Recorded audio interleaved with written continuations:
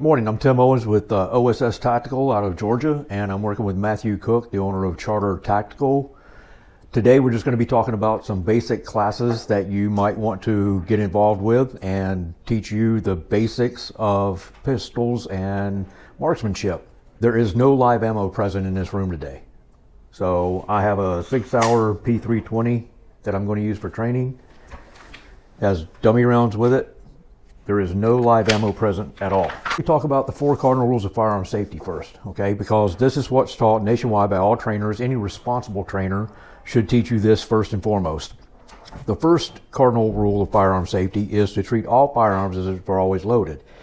A real gun, a training gun, a toy gun, a water pistol, if it's shaped like a gun, treat it like a real gun. Too many people that have negligently discharged their firearms and shot something that they did not intend to. So that's why you must always treat all firearms as if they're always loaded. The muzzle of the firearm pointed in a safe direction. The muzzle of the firearm is where the bullet comes out. I don't mean to insult anyone's intelligence, but some people may not know and would be afraid to ask. The muzzle of the firearm. If your firearm is in your holster, that's a safe direction. If you draw your firearm out of your holster, you want to make sure that you're either pointing it down at the ground in front of you. You can point it in the general direction of your threat or your target area, but you always want to point it at something that if the weapon were to discharge, you would not be upset with what the bullet struck. Keep your finger outside of the trigger guard until the weapon is pointed at the target and you have decided to fire. This is the most commonly violated rule in firearm safety. Keeping your finger outside of the trigger guard. I call it having a good index, which is having your trigger finger up high away from the trigger guard of the firearm itself. The general rule that I operate under when I'm teaching a class is that if anyone can see part of my finger through the trigger guard, I do not have a good trigger finger index. You want it to be up there nice and high away from the trigger finger. Always be sure of your target and what is beyond it. You must identify what it is you intend to shoot at. Whether it's a paper target, God forbid that you have to use deadly force and you are actually shooting at another human being, but if you do, you must identify your threat. You cannot shoot at shapes or noises or anything, anything that you cannot identify. Oh, there are no misses in a gunfight. That's what I was trying to think of. You may miss your intended target, but your bullet's not just going to magically fall and drop to the ground. It's going to continue to travel. So if you don't have a good backdrop, a brick building, inanimate object, and you miss your intended target, you could ultimately hit someone else. So you want to be careful about that. All right, so now I want to go back to keeping your finger outside of the trigger guard. I take no credit for this. There's a PhD, Dr. Roger Enoka, E-N-O-K-A, and he came up with the Enoka study.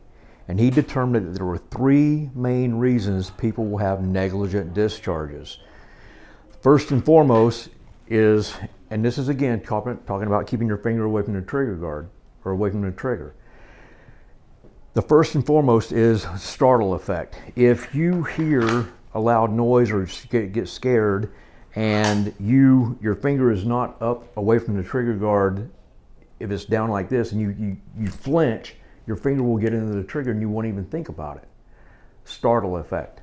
Second one is postural imbalance. If you trip, you start to fall over and you put your hands down, your finger can get into the trigger guard as well. And then last is sympathetic contractions.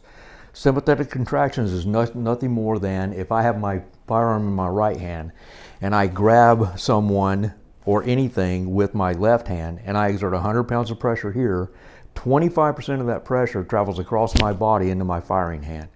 So that would be 25 pounds. Most trigger presses are around 5 pounds of pressure. So that's 5 times more than it takes to fire the trigger or the weapon. So the other thing with that is that in stressful environments, I'm going to get a little bit off topic, I guess, but in stressful environments, there's a thing called trigger affirmation. And that is that even if you have a good trigger finger index, trigger affirmation is nothing more than just reaching down and you just reach down and touch it. Oh yeah, my trigger's still there. My trigger's still there. If you're scared, somebody's trying to, a deadly force encounter, and you want to know that your trigger hasn't left. People do it. You don't even think about it. I've seen it numerous times on the range. People are just standing there and they just put their finger on the trigger like, oh yeah, okay, it's still there. Yep, it didn't leave. So, but those are the 4 cardinal rules of firearm safety.